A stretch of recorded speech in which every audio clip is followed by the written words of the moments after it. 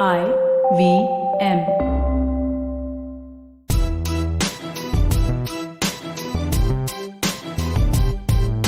I'm Zarina Poonawalla, host of the Empowering Series podcast on the IVM network.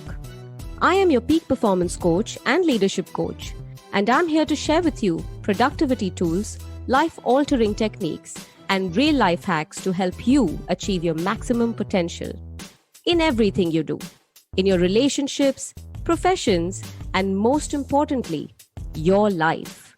So let's thrive, grow, and evolve together, one episode at a time.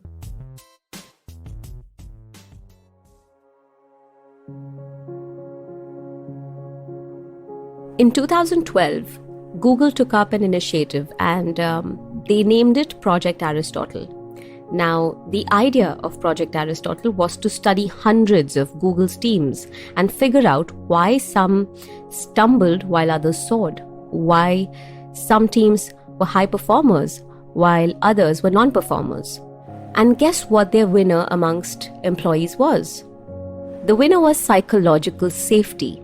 Psychological safety refers to an individual's perception of the consequences of taking an interpersonal risk. So in layman's terms, in a team with high psychological safety, teammates feel safe to take risks around their team members, right?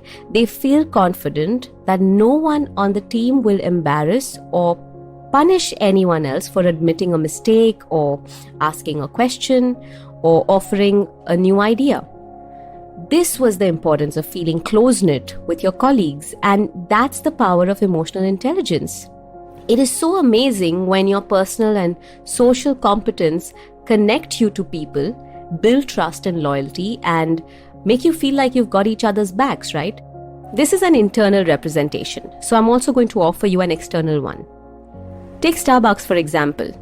Now, what was the one thing that Starbucks did differently and what made them really popular in coffee culture? It was a simple step. What they started to do was they started to take down names of their customers, and once the coffee was ready, they would call out their customers' names. Now, in coffee culture, a person tends to order the same coffee every day or regularly. So Starbucks trained its employees initially to know its regular customers and also memorize their coffee orders so that when they walk in, they feel at home, and they're creating a special relationship just over the counter, because most of these people were office going people. They walked in the morning at about 8 a.m. or 9 a.m. in a rush, and they wanted their coffee, so they didn't have the time to stand and order. So what they would do is they would try and memorize and be like, "Hey Zarina, your Americano's ready." That is what made them special. That is how Starbucks actually grew, simply because they started to connect with people over the counter and make it special for them. This is the importance of emotional intelligence. Being able to connect, being able to build relationships, social competence, and obviously personal competence. Also, let me give you another internal-external representation here. You will find that in most organizations, mid-level managers and even first-time managers have higher EQ than the top level of the food chain. Now, why is that? It's because they're supposed to deal with people, right? And that helps them to build those skills. Whereas at the top level, they just stop worrying about the people. Their worries change, their priorities change. And that's the reason why their average EQ is lower. And this is a research. This is just not me making up some stories. This is a fact. The top level management tends to have a lower level of EQ. And even if they don't have a lower level of EQ, their EQ level reduces over a period of time once they're on top of the hierarchy, because people aren't their concern anymore. Even themselves aren't a concern anymore. So they're not really self-aware. They're not trying to manage their emotions. They're not trying to manage emotions of people around them. Okay, so that is some explanation for you about EQ and its benefits. But where do I even begin? This is a short format conversation, so let me safely tell you that there are surely no disadvantages of learning about emotions and how to manage them better. It's just a magical process with no drawbacks. There's nothing to lose when you learn and understand your emotional quotient, your emotional intelligence.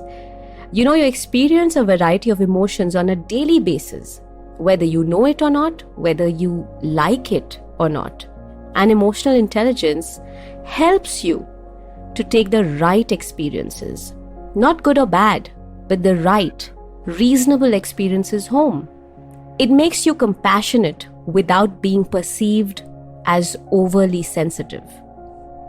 You're able to understand your emotional journey so much better.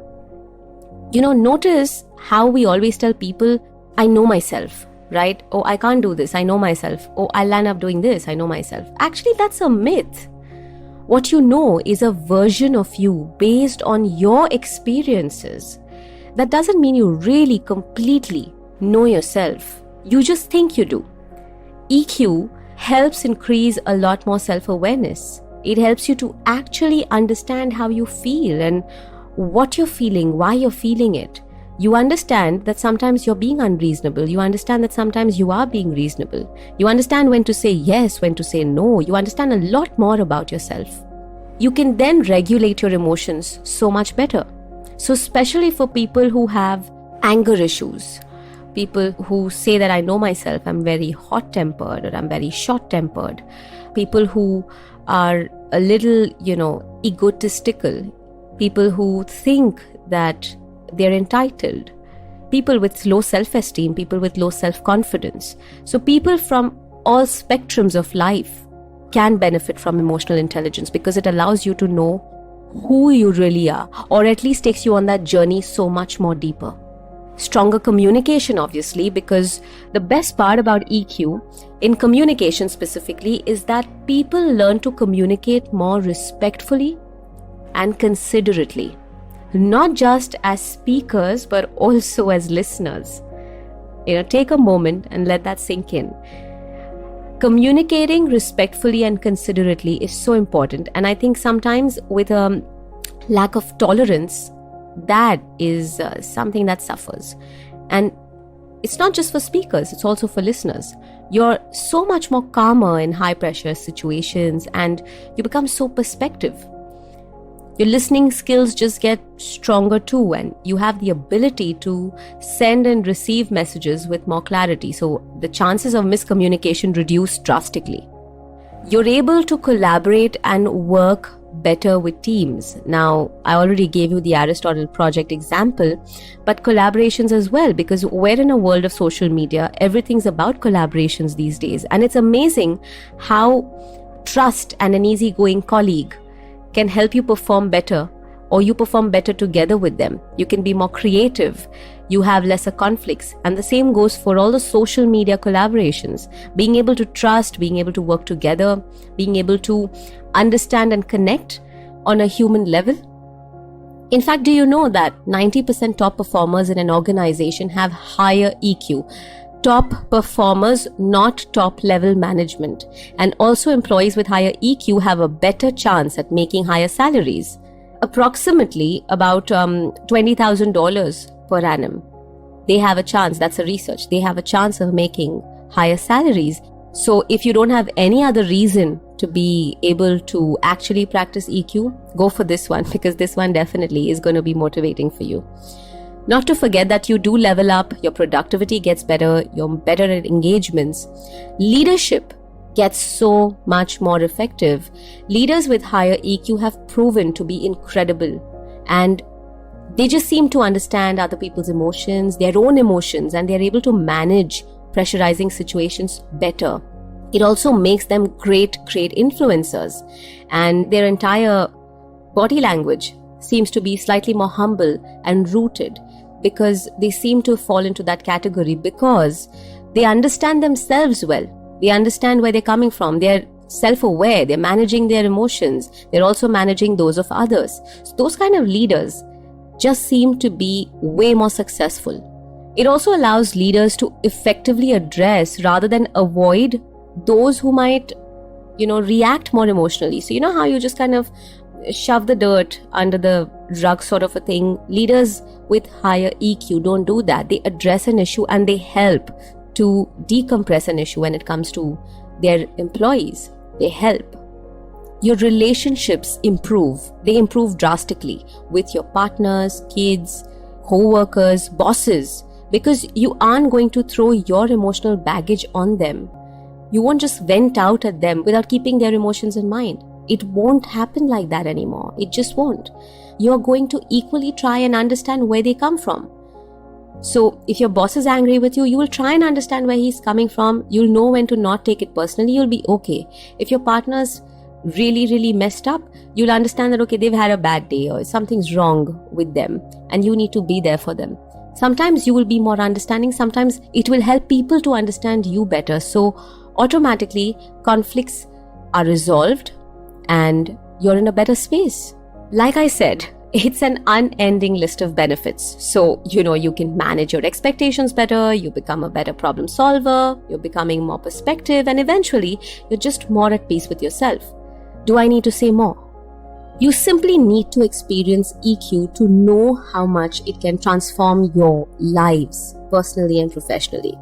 Because all you need to know is there's no good or bad experience, but the right experience to take home emotionally every single time, because everything we do has a bit of emotion involved.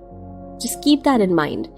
In fact, just to plug it in here, I'm going to conduct a course on EQ very soon, a nice and easy course for you to get started. So if you may be interested, reach out to me on my social media handles for details. Be safe, be well, be empowered. If you liked this podcast, don't forget to check out other interesting podcasts on the IVM network. You can listen to us on the IVM Podcast app or ivmpodcast.com. You can also follow us on our social media. We are at IVM Podcasts on Twitter and Instagram.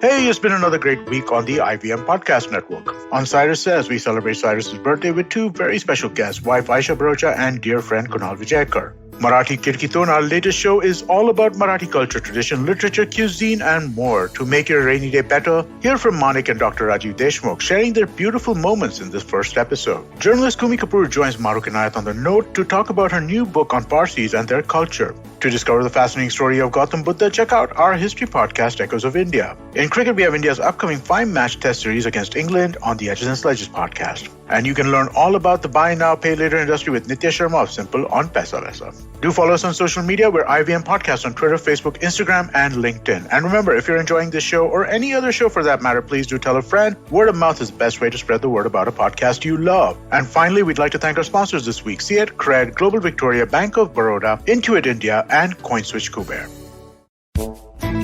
पेश खिदमत है आपकी शान में हमारे अंजुमन से. Hi, I am Sadaf. And I'm Arshit. खाने का इतिहास, economics, policy, psychology, सब है मेन्यू पे. Only on the Nankari podcast every Wednesday, सिर्फ IVM podcast app या वेबसाइट पर, या फिर जहां से भी आप अपने पॉडकास्ट सुनते हो.